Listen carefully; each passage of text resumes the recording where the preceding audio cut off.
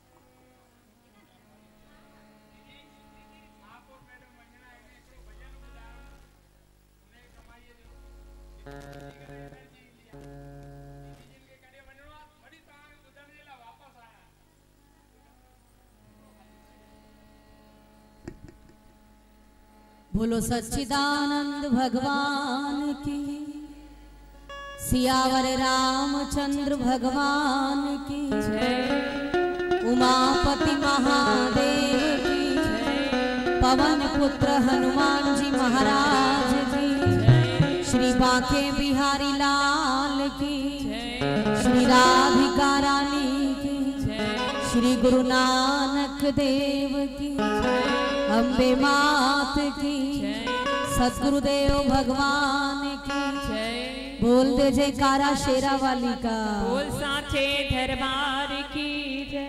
आयो लाल कयो झूले ताड़ी बजाए जो आयो लाल कयो झूले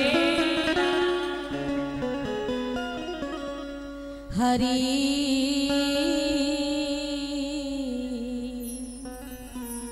हरी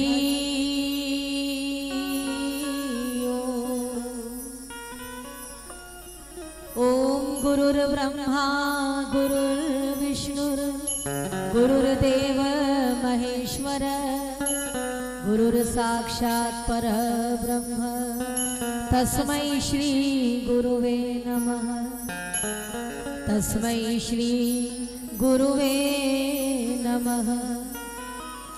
वक्रतुंड महाकाय सूर्यकोटि समप्रभ निर्विघ्नं कुरु मे देव सर्वकार्येषु सर्वदा सर्वमंगल मांगल्ये शिवे सर्वार्थ साधिके शरण्ये त्र्यंबिके गौरी नारायणी नमोस्तुते नारायणी नमोस्तुते। भवानी शंकरौ वंदे श्रद्धा विश्वासरूपिणौ याभ्यां विना न पश्यन्ति सिद्धा स्वान्तास्तमेषु। वसुदेव सुतं देवं कंसचारूणमर्दनं देवकी परमानन्दं कृष्णं वन्दे जगद्गुरुं कृष्णं वन्दे जगद्गुरुं।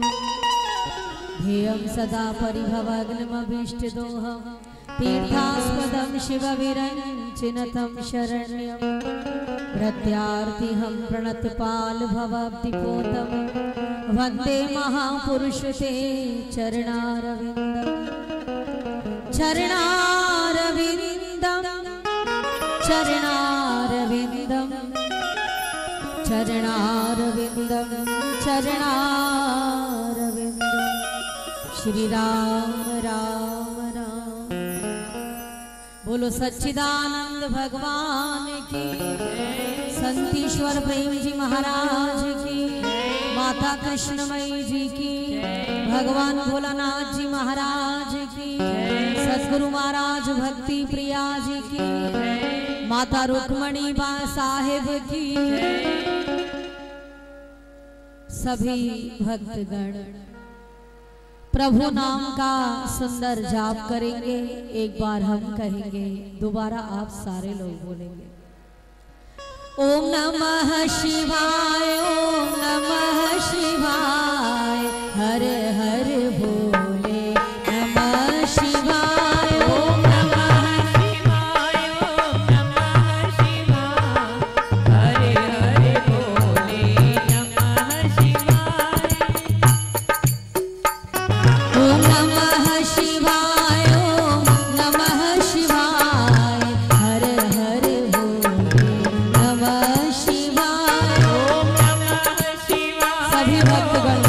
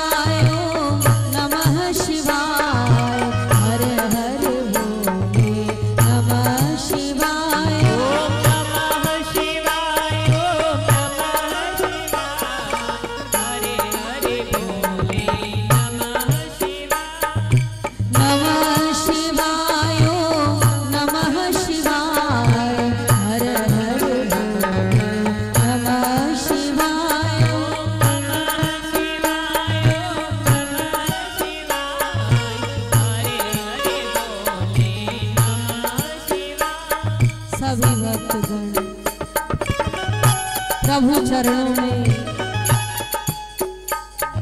माता रुक्मणी साहब की वर्षी उत्सव में सब लोग बैठे हैं।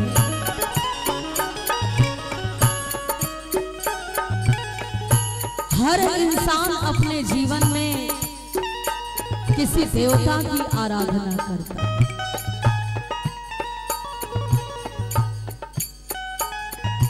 जब मनुष्य किसी देव की आराधना करता है तो वो महापुरुष हो जाया करता है।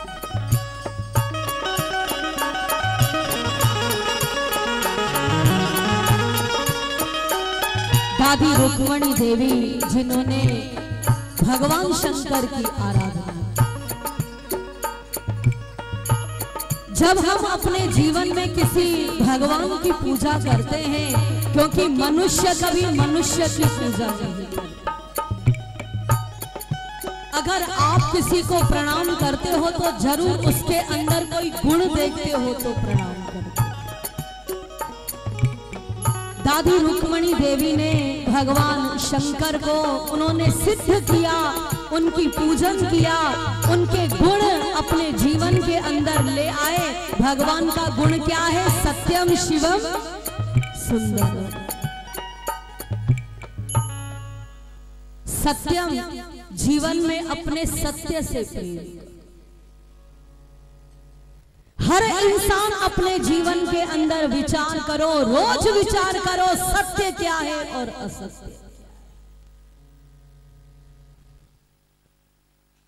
शिवम सुंदरम, भगवान शंकर जो सुंदर, उनका जो दिव्य रूप है, जटाएं बंधी हुई हैं और मस्तक पर श्री गंगा जी विराजमान हैं।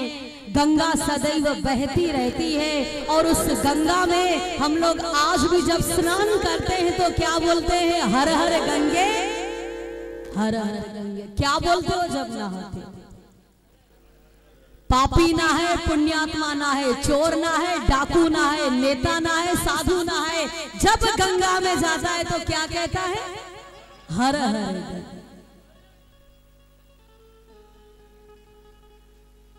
उस मां गंगा में हम कुछ भी डाल देते, कचरा डाल दो, दूध डाल दो, नारियल डाल दो, चूनर डाल दो, रबड़ी डाल दो, अपने पाप डाल दो, लेकिन भगवती कभी ये नहीं कहती है तू गंदा है, मैं तेरी गंदगी नहीं लूं। वो हमारी गंदगी को भी ले लिया करती है और हमारी गंदगी को लेकर के वो हमें साफ सुथरा बना दिया। जब आप गंगा में जाओ और नहाओ, ऐसा अपने आप को महसूस किया करो, मैं शुद्ध हो गया, मैं बुद्ध हो गया, मैं पवित्र हो गया। भगवान शंकर ने उस गंगा को अपने सर पर रखा है। इसका मतलब जीवन के अंदर आपको अच्छाइयां भी मिलेंगी और बुराइयां भी। केवल वो गंगा में मत जाना कि भैया मैं एक साल में पाप कमा लिए, अब चलो सब पाप बहा। रोज अपने अंदर विचार करना, शिव के जटाओं पर गंगा विराजमान है और भगवान शंकर उनका जीवन दर्शन है। अच्छाई आती है, बुराई आती है, कोई देवता आता है, कोई राक्षस आता है, भगवान शंकर सबकी झोल भर दिया और सब कुछ देने के बाद भी शिव मस्त रहता है। उस मस्ती के अंदर सब बड़े प्यार से ओम नमः शिवाय, ओम नमः शिवाय, हर हर भोले नमः शिवाय, ओम नमः शिवाय, ओम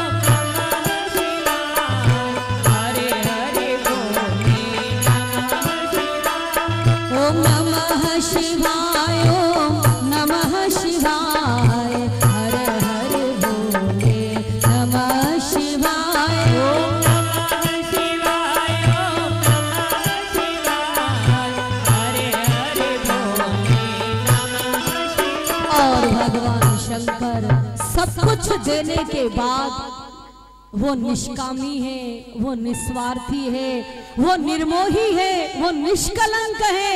ऐसा आचरण भगवान शंकर के हर पुजारी को करना चाहिए।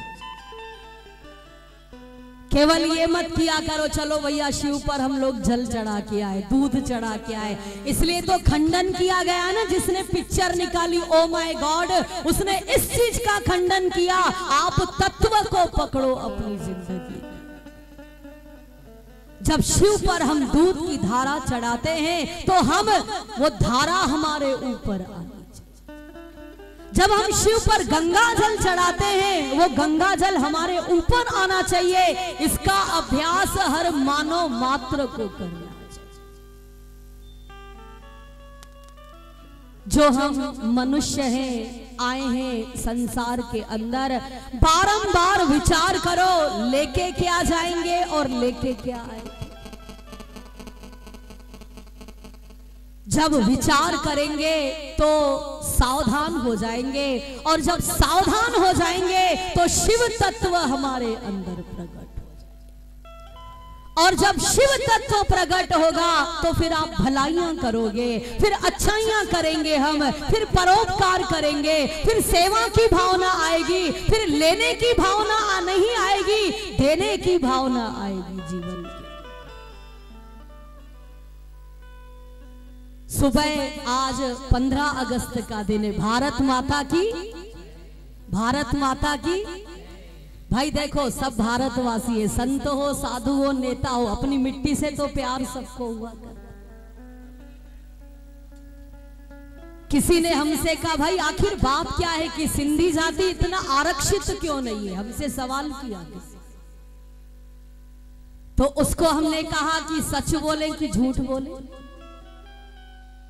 जिसने हमसे सवाल किया तो उसने हमसे कहा कि भाई आप सिंधी संत, सिंधी नेता कुछ करो सिंधियों के लिए। तो हमने कहा हम करने को तैयार है, लेकिन हम सच बोले कि झूठ बोले आपके साथ। तो जो आते हैं ना ये मतलब ऐसा सलाम है मेरा सबको इस व्यासपीठ से। तो हमने कहा भाई देखो अगर हम इस मंच से सच बोलेंगे तो आप हमको उल्लासनगर से निकाल दो, और अगर झूठ बोलना है तो आप हमको लिख करके दे दो कि हमें क्या क्या बोलना है। तो चलो उस समय तो हमने कुछ भी बोल दिया, वो तो आप लोगों ने सुना ही होगा, लेकिन सच बोले आज हमको सिंधी पाकिस्तान छोड़े कितने साल हो गए हैं? घना साल थे 68। हाँ भाई 67 पूरे 68 चालू है। हाँ हाँ तवा जो जन्म काथे दियो हिंदुस्तान न न माना हिंदुस्तान में ता जो दादी हिंदुस्तान ता जो सब असा ही इतने आए कोई पाकिस्तान में केड़। हाँ हाँ दादा के नमस्कार। तो दादा भी तो पाकिस्तान से हिंदुस्तान आ गए ना, है ना। और आज पाकिस्तान में क्या हालत है, सिंधियों को निकाल रहे। तो अभी हम लोग 68 ईयर से इस हिंदुस्तान में यही कमा रहे हैं, यही खा रहे हैं, यही शादियां कर रहे हैं, यही सब अपने भगवानों को बिठाया है, यही हम लोग सब मौज मस्ती, यही जन्म ले रहे हैं, यही मरण और मारा हो रहा है। ऐसा तो नहीं कि हम मर जाएंगे तो पाकिस्तान में जाके जला के होंगे। तो सच ये है जब अभी हम लोग भले आप गाया करो जिए मुंजी सिंध, हमारे गुरुजी ने कहा अभी गाया करो जिए मुंजी हिंद, क्योंकि आप देखना जो हमारे ऐसा नहीं है, वो हम कोई पॉलिटिक्स वाले नहीं है, लेकिन जरूर शौक जरूर रखती हूँ इस विषय में। जो हमारे आज बड़े बड़े नेता हैं वो पढ़े लिखे होना उनका अनिवार्य है। जो भी लोकसभा में भी था उनका पढ़ा लिखा होना अनिवार्य, मतलब उनका माइंडेड पर्सन होना बहुत आवश्यक है। तो वो लोग, हमने किसी बड़े से डिस्कशन किया इस नान सिंधी से इस विषय में, तो उसको हमने कहा भाई क्या बात है आखिर आप हम सिंधियों को आरक्षित क्यों नहीं करते हो? बोले देखो हम सच बोले। हमने कहा बोले आप लोग क्या करते हो कि आप लोग हिंदुस्तानी होकर के अपनी पाकिस्तान पाकिस्तान करते। तो हमने कहा भाई बात तो ये सही है, बोले शरण हम लोग देते हैं, और बोले उसके बाद क्या है, आप लोग सिंधियों में एकता नहीं है कभी। जिसका जो विकास करेगा हम लोग उसकी टांग खींचते हैं, जो आगे बढ़ता है उसकी हम लोग बुराई करते हैं, जो बुरा है उसको तो डाल देते गड्ढे के अंदर, उसका नामो निशान मिट जाता है। लेकिन बोले आप सभी लोग एक नहीं हो, एक बनो आपकी जाति तो हम आरक्षित कर देंगे। कहने का अर्थ हिंदुस्तानी का मतलब सब हमारे भाई बंधु हैं, सब अच्छे हैं। भगवान शंकर ये नहीं पूछते हैं, माता गंगा ये नहीं पूछती है तू मराठी है तो क्यों आया है, अगर बीजेपी का आया है तो क्यों आया है नहाने, कांग्रेस है तो क्या आया है, मुसलमान है। माता गंगा अपनी आंचल की छाया सबको, भगवान शंकर वो कभी नहीं पूछता है। तो हम लोग हम हिंदुस्तानी, इसलिए ये कहा करो भारत माता की जय, हम हिंदुस्तानी हैं। अगर इस विषय में आप सभी लोग एक हो जाओगे, हम निश्चित कहते हैं आरक्षण मिल जाएगा।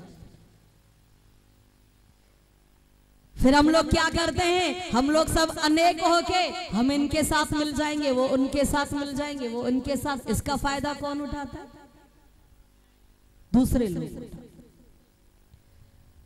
तो सर्वप्रथम अगर हम जिधर भी, आप कहीं पर भी जाओ, घूमो फिरो, नाचो गाओ, सब अपना, लेकिन इस बात का विशेष हमने कहा आप 10 बार किससे जाके माइक पर ले लो, बस जो नहीं, जो तत्व पकड़ो, हमारी माइनस पॉइंट क्या है।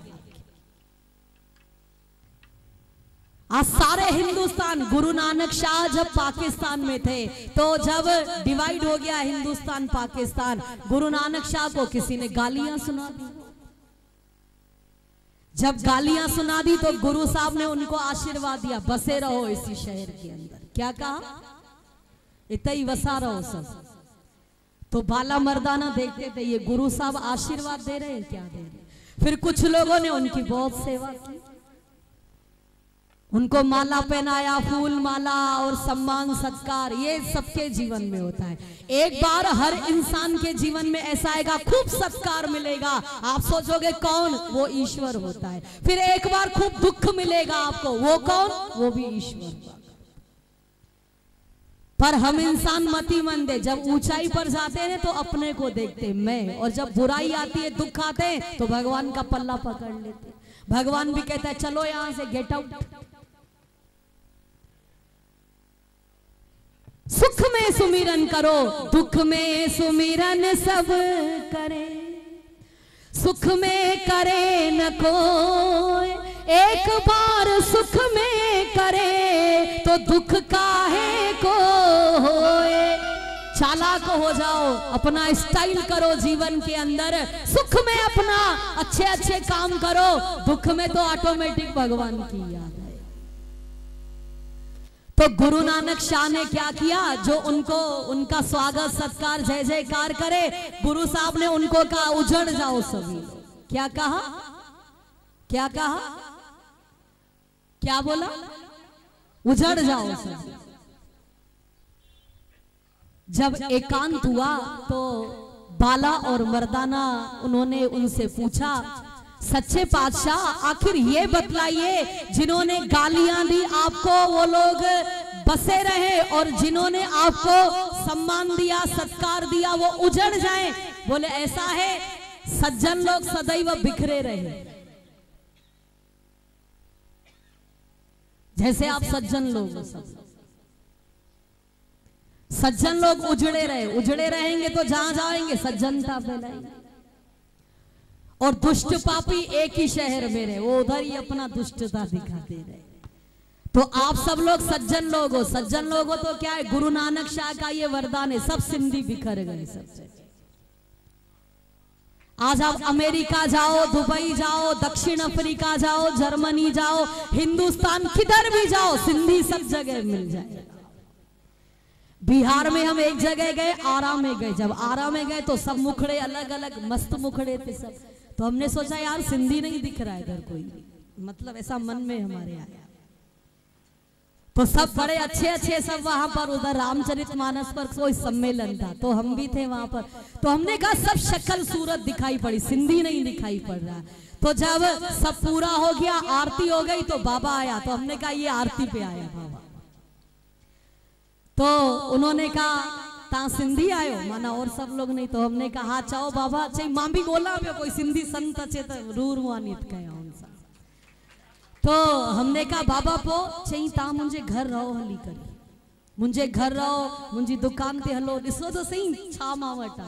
तो मैंने बोला बाबा ये इस गांव में, मतलब वो गांव इतना उस समय ऐसा खतरनाक था, जब हम लोग बाहर निकलते थे, यहाँ समझो पीछे टेंट था, तो लोग आके हमको मारते थे वहां से पीछे, साइड से, और हमको मतलब पुलिस कस्टडी में सब लोग ले जाते। तो हमने कहा भाई दूसरी बार नहीं आएंगे इस शहर में, हम स्वतंत्र रहने वाले, कहाँ फंस गए करके। तो बाबा हमको ले गया, अपना सेठ था, अपना दुकान पे ले गया। क्या बात है, भागलपुर की सिल्क की दुकान थी उसकी, और बड़ा पैसे वाला, उसने खूब हमको। तो हमने कहा बाबा ये गुरु नानक शाह का आशीर्वाद है, सिंधी लोग सदैव उजड़े रहे, सब जगह फैल गए, लेकिन अभी आप सभी लोग संभल जाओ। उजड़ तो गए लेकिन कोशिश करके सज्जनता फैलाओ जीवन। जो आप लोग लिखते हो बड़े बड़े लेख में, उल्लासनगर शहर पीरन फकीरन जो तांच आयो पीर फकीर अगर उल्लासनगर, जो हम अखबार उठाते हैं पढ़ते, सिंधी तो नहीं पढ़ सकते लेकिन जो आप लोगों की अखबार आती है, सब अखबार उठाते हैं या आपकी पत्रिकाएं हम पढ़ते हैं, सब में आता है उल्लासनगर शहर पीरन फकीरन संतन जो आ, पीर फकीर संत हम क्या सीखे हैं पीर फकीर। किसी को अगर बसाना नहीं सीखा तो कुछ नहीं सीखा, अगर किसी को कुछ दे करके निष्कामता नहीं आई, निस्वार्थता ना आई, तो आपने धर्म नहीं किया अपने जीवन। हर बड़े धनवान को चाहिए, हर बड़े नेता को चाहिए, हर बड़े एक व्यक्तित्व को चाहिए, इस बात का सदैव ध्यान रखो। देने के बाद मेरे अंदर भावना क्या आ रही है, क्या सम्मान की तो भावना नहीं है, क्या प्रशंसा तो नहीं पाना चाहता हूं, क्या कुछ पाना तो नहीं चाहता हूं। अगर आप कुछ पाना चाहते हो मतलब धर्मात्मा नहीं हो आप। कुछ दो एक मोहल्ले के मर कर के ऊपर गए, जब ऊपर गए उनका खाता खोला, क्योंकि खाता तो सबका खुलेगा ऊपर, ये तो सबको मालूम है। और इंसान सोच के कभी डर भी जाता है, भैया ऊपर खाता खुलेगा तो क्या होगा। और डरा नहीं करो, इस पर रोज विचार करागा। अगर हमारी ये फाइल यहां तो ठीक है, फाइल इधर उधर चलेगा, वहां की फाइल वहां तो वो सिस्टम है। हमने अगर मन में आपके लिए कोई बुराई सोच ली ना, वहां लिख दी जाए, और आपके लिए अगर हमने भलाई भी सोची तो वहां पर लिख दी जाए। तो मोहल्ले के दो लोग मर करके गए, जब ऊपर मर करके गए तो एक धर्मात्मा था और एक पापी था वो। तो चित्रगुप्त ने दोनों की फाइल साथ निकाली, भैया एक ही मोहल्ला एक ही गली, दोनों आदमी, दोनों की फाइल साथ में खोला गया। बोले एक पापात्मा है एक पुण्यात्मा है, तो भैया पुण्य वाले के पुण्य निकालो, क्या क्या किया है। तो जब निकाले पुण्य और धर्मराज ने पढ़े पापी की लिस्ट, जब उसने पढ़ी तो बोला ऐसा है भैया दोनों को नरक में डाल दो। क्या करो, दोनों को, पुण्यात्मा को भी उधर, पापी तो वैसे ही ऑटोमेटिक, वो तो जीते जी नरक में रहता है, तो मरने के बाद तो वैसे ही। घर होने के बाद, धन होने के बाद, सुख होने के बाद अगर आपको शांति नहीं मिली तो जीते जी नरक में रहते हो। ध्यान से सुनना आप इसे। घर होने के बाद, धंधा होने के बाद, पुत्र पुत्रियां, दामाद, धन पैसा सब होने के बाद अगर आप दुखी रहते हो तो आप नरक के अंदर रहते। रोज विचार करो, सब कुछ तो है मेरे पास, फिर अशांत क्यों हूं? सब कुछ तो है, दुखी क्यों हूं? विचार करोगे तो जीते जी स्वर्ग प्राप्त हो जाएगा। तो जब दोनों के लिए फरमान निकाला, भैया दोनों जाएंगे नरक के अंदर, तो पुण्यात्मा हमसरी के पुण्यात्मा ने आवाज लगाई, धर्मराज जी हमने तो सारी जिंदगी पुण्य ही पुण्य। बोले बता तूने सेठ क्या पुण्य किया? बोले अन्न क्षेत्र लगवाया था, धर्मशाला बनवाई थी, मंदिर बनवाया था, प्याऊ खुलवाया था, गौशाला बनवाई थी, सब संतों को बहुत कुछ दिया मैंने। बोले सब जीरो है तेरे यहां। क्या है? आप ये मत समझना मैं प्रवचन करके बड़ी हूं तो आप छोटे हो। ये एक विचारणीय, एक सुंदर विचार है, इस पर विचार किया करो रोज जिंदगी। और जो नियम लागू है वो हमारे लिए भी लागू है, वो सबके लिए लागू है। ऐसा नहीं हम ये ऑरेंज वस्त्र पहन के छूट जाएंगे, उल्टा ज्यादा जिम्मेदारी हमारे सर के ऊपर। बोले ऐसा है बहुत सारे काम किए, बोले जीरो लिखा हुआ है, केवल एक छोटा सा काम तेरे इस लिस्ट के अंदर लिखा।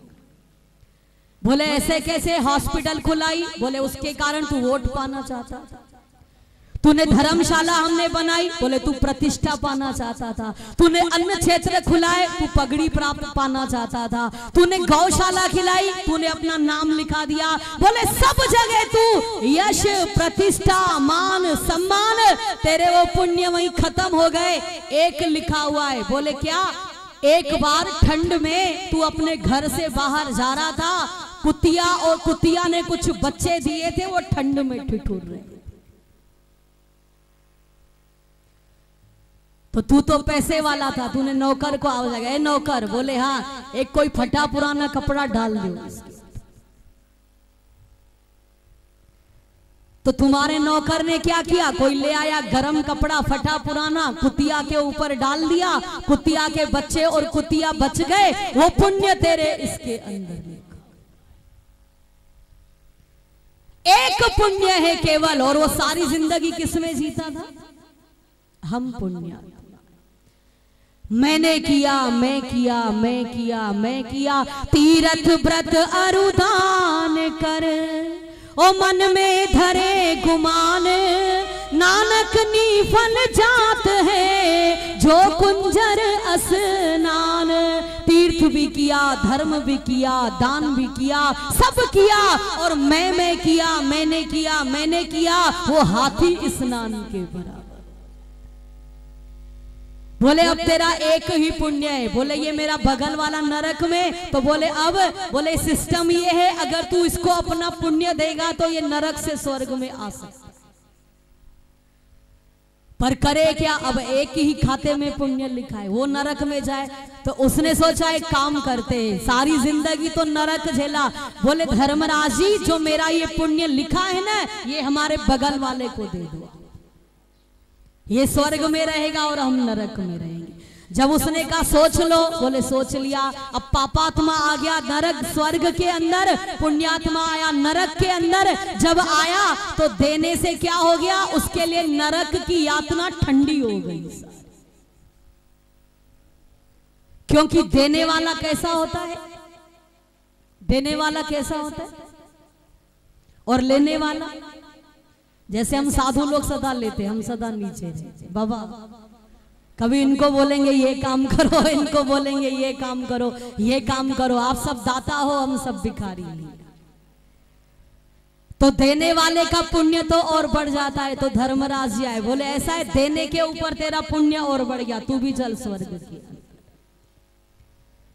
उसने इस सिस्टम को पकड़ लिया, उसने इस तत्व को पकड़ लिया।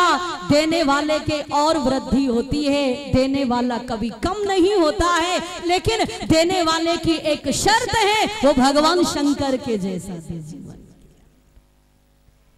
खूब देते रहो, तन से सेवा करो, मन से करो, वचन से करो। जैसे दादी रुक्मणी सेवा करती थी, दीपक जी बताते ना सब, तन से, मन से, वचन से, अपना वस्त्र से, विद्या से। क्या उनका घर परिवार नहीं था क्या? सब बेटे बेटियां सब था उनके पास, लेकिन एक जीवन जीने की कला है। मुझे अपने जीवन के अंदर एक परोपकार रोज करो। जीवन घर में भी खाओ पियो जियो, ये तो पशु पक्षी भी करता है। आप कोई बड़ा काम नहीं करते हो भैया, धंधा करना है, ये करना है, घर देखना है, ये सब करता है। कोई बड़ा काम नहीं है कि आपको गवर्नमेंट मेडल पहनाएगी कि भैया बड़ा काम कर दिया। बड़ा काम वो करो, एक परोपकार करो। जीवन छोटा हो बड़ा हो, खरा हो खोटा हो, और देने के बाद मुंह फेर लो अपना, मैंने कुछ नहीं दिया। तो भगवान शंकर उन सुंदर भक्तों का सदैव मंगल चाहने वाले सभी भक्तगण उनका गुणानुवाद गाएंगे। आए हुए सभी नेताओं का ताली बजाकर सभी लोग स्वागत करेंगे। बोलो बांके बिहारी लाल की, शंकर भगवान की, शंकर भगवान की। हमारे बीच में हमारे शहर की मेयर मैडम दीदी, हमारे शहर के आमदार श्री कुमार अलानी जी, शहर के महापौर जो माताजी के पुत्र भी हैं श्री जमनू पुरस्वानी जी, वो भी साथ में हैं। साथ ही साथ मेरे आदरणीय प्रिंसिपल पीएस आहूजा साहब, जिनसे सदैव सीखने को कुछ न कुछ मिला है। सभी का आए हुए भक्तों का दादा बच्चाराम मूर्चंदानी, हमारे शांति दरबार के महंत संत कुमार भारती राजा जी, माता असांजे गुनीराम बाबा की दरबार जी, सभी को नतमस्तक करके हम नमन करते हैं। वे आशीर्वाद स्वरूप हमें हाथ रखने के लिए आए हैं।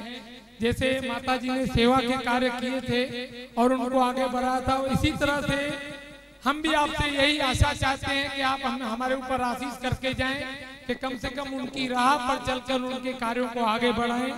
मैं मेरे बड़े भाई जमनू पुरस्वानी जी से कहूंगा कि दो शब्द।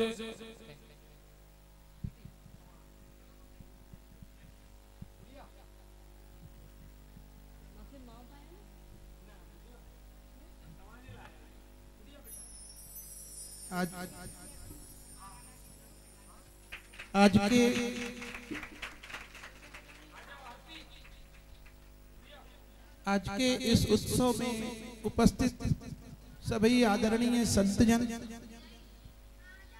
उपस्थित आदरणीय महापौर जी, उल्लासनगर विधानसभा के विधायक कुमार अलानी जी, उपस्थित सभी साधुजन और मेरे परिवार के सभी सदस्य, एक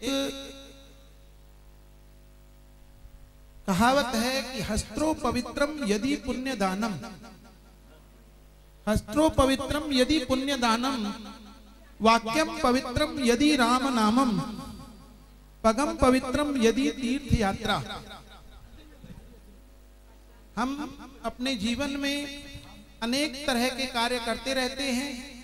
इन्हीं हाथों से हम अपने घर परिवार को चलाने के लिए कई कार्य करते हैं, लेकिन इन हाथों की पवित्रता जो बताई गई है, हस्त्रो पवित्रम यदि पुण्य दानम, हाथों की पवित्रता है कि आप अपनी कमाई में से कुछ न कुछ दान करें, दान पुण्य करें।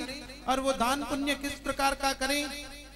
अभी अभी हमारी दीदी जी ने बताया कि एक हाथ से दान करें तो दूसरे हाथ को भी खबर न हो।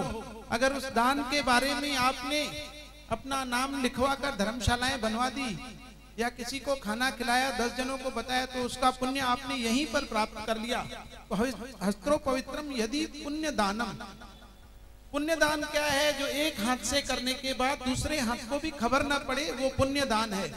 वाक्यम पवित्रम यदि राम नामम, हमारे शरीर में जिह्वा है जिससे हम बात करते हैं। सुबह उठकर के रात तक अनेक प्रकार की बातें हमारी चलती रहती हैं।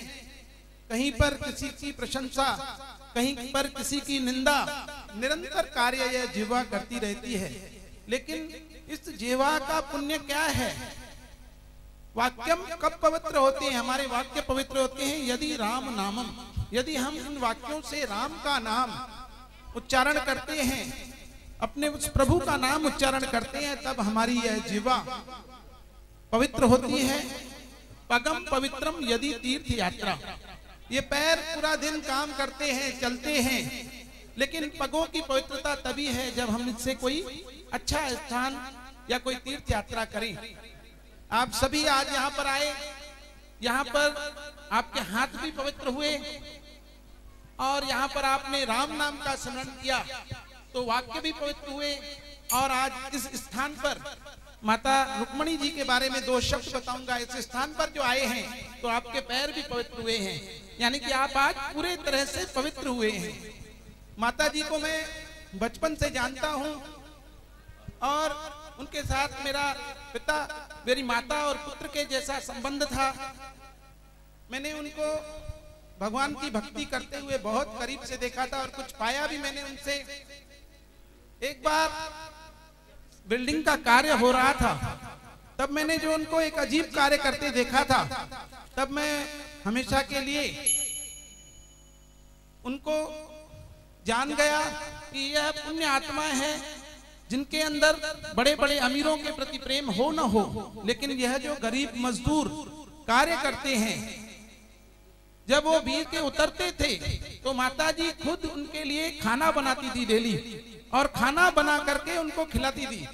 कहती थी कि ये मजदूर पूरा दिन यहाँ पर काम कर रहे हैं, मेरे लिए घर बना रहे हैं मेरा रहने के लिए, तो मेरा भी कर्तव्य है कि मैं उनको भोजन बना के खिलाऊं। इतना प्रेम उस माताजी के अंदर था। जब श्रावण मास में व्रत आते थे तो माताजी बहुत ही प्रेम भाव से सभी अड़ोस पड़ोस की महिलाओं को, साथियों को लेकर के पूजा पाठ में मग्न रहती थी। और यही उनके कर्म हैं जो एक गरीब के प्रति प्रेम, जो आज यहाँ पर उनके उत्सव, वर्षियां, मेला मनाए जा रहे हैं। आपने बहुत से करोड़पति, अरबपति देखे होंगे जो अपने पीछे करोड़ों रुपए की संपत्ति छोड़कर गए हैं, लेकिन उनके पीछे उनका नाम गाने वाला, उस हरि भजन को करवाने वाला, संतों महात्माओं को घर में बुलाकर उनकी वर्षी मनाने वाला कोई नहीं है। तो आपके कर्म से ही जो कुछ भी हो रहा है आपके कर्मों का फल है। मेरे भाई दीपक जी, नरेश जी, हमारी सारी बहनें, उनका पूरा परिवार, मैं सभी को नतमस्तक होकर प्रणाम करता हूं। अपने माता और पिता के प्रति जिनके मन में भी आदर है, अपने संतों के प्रति, अपने धर्म के प्रति, आज इस शहर में धर्म से बेमुख लोग होते जा रहे हैं। जिस मालिक ने जिस धर्म में हमें जन्म दिया है उसी धर्म में रहकर हमारी मृत्यु होनी चाहिए। अगर मुझे हिंदू धर्म में जन्म मिला है तो मेरी मृत्यु और मेरा अंतिम संस्कार भी मेरे धर्म में होना चाहिए। अगर मुझे क्रिश्चियन बनना होता तो उस मालिक ने मुझे किसी मुसलमान या किसी क्रिश्चियन के घर में जन्म दिया होता। जब उस मालिक ने मुझे हिंदू घर में जन्म दिया है तो मेरा कर्तव्य है कि मैं मरते दम तक मेरा अंतिम संस्कार भी हिंदू रीति रिवाज से हो। इसके लिए धर्म के प्रति आस्था रखें। धर्म परिवर्तन जो लोग कर रहे हैं उनको भी वापस, सुबह का भूला शाम को घर आ जाए, अपने घर वापस ले आए। उनको भी झूलेलाल महाराज जी के यहाँ माथा टेक करके वापस जनेऊ संस्कार करवाएं। इसमें ही हमारी जीत है। जय झूलेलाल। जय झूलेलाल। हमारे शहर के उप महापौर जी, जो हमारे शहर के श्रवण कुमार जी भी गिने जाते हैं, बिल्कुल मेरे बड़े भाई को मैं हृदय पूर्वक नमन करता हूँ। माता जी भी सदैव उन्हें अपने पुत्र की नाई भांति थी। जिस तरह से उन्होंने बताया कि माता जी हर दीदी कार्य में, छोटे छोटे कार्य जिनके ऊपर किसी की भी नजर भी नहीं जाती हो, शायद हम भी कभी परेशान होते थे कि लोग कपड़े दें, भाभी ज्योति जी कोई और कपड़े दें, हम लेके जाएं, फिर उनको बद्रीनाथ, केदारनाथ उनको संभाल के रखा जाए। लेकिन उन कार्यों को हमारे जमनू भाई जी ने जब देखा तो इस बिल्डिंग के बनाने के समय, क्योंकि ये इस बिल्डिंग बनाने के लिए विश्वकर्मा हैं और माता जी के बड़े सुपुत्र भी हैं, मैं उनसे भी आशीष लेना चाहूंगा। दादा भगत खूबचंद जी की वर्षी, माता पिता की वर्षी भी जो मनाते आते रहे। आयो लाल झूले लाल। एक हमारे दादा पीएस आहूजा साहब, वैसे तो हमारे आमदार साहब के पीआरओ भी हैं, हमें पढ़ाया भी है, प्रिंसिपल भी रह चुके हैं, लेकिन साथ ही साथ उनमें भी एक अलग ही गुण है। जैसे अभी दीदी ने बताया कि हमारे ऊपर जिम्मेदारी उल्टा ज्यादा रहती है, तो दादा हमारे पीएस आहूजा साहब बहुत बढ़िया भजन गाते हैं। मैं चाहूंगा दादा एक दो लाइन दादा पीएस।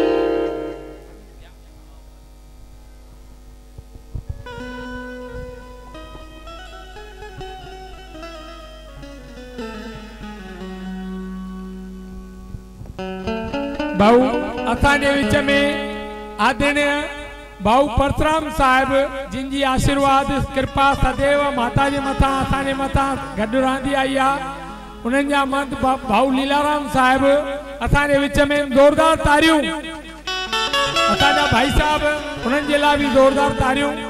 दादा होचंद आहूजा साहब लाइ ज़ोरदार तारियूं।